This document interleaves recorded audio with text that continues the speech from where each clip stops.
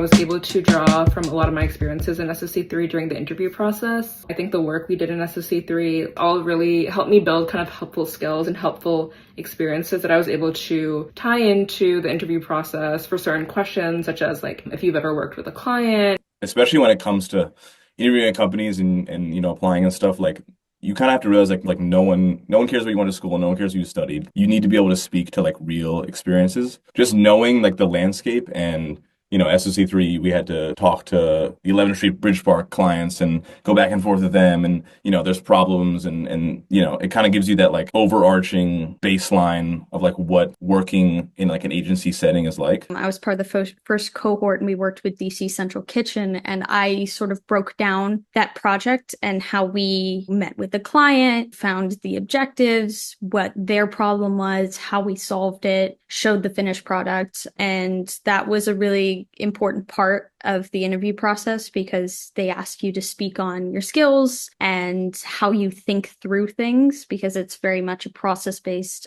industry. When I talked to the interviewers and they told me about the clients they worked with, they told me about where their agency plays a role in the bigger picture. That clicked very quickly to me because I had been there going to the offices of our clients with SOC3. I had spoken face to face with our clients and they had said, this is our goal. This is how we want to be seen. Can you guys help us creatively do that? And the skills just came along the way, but they came because I understood the big picture. I think just having a point of view and having an opinion about things, I feel like is really important. And I think that's SOC3 really gives you those tools and kind of that toolbox to see something A to Z. Professor Kumar does a great job of reminding us that like we have really young minds and like those minds are like in demand right now. Like when it comes to having cool and different ideas, like you're probably a lot more tapped in than like you even think, and you can be like a huge asset to the team.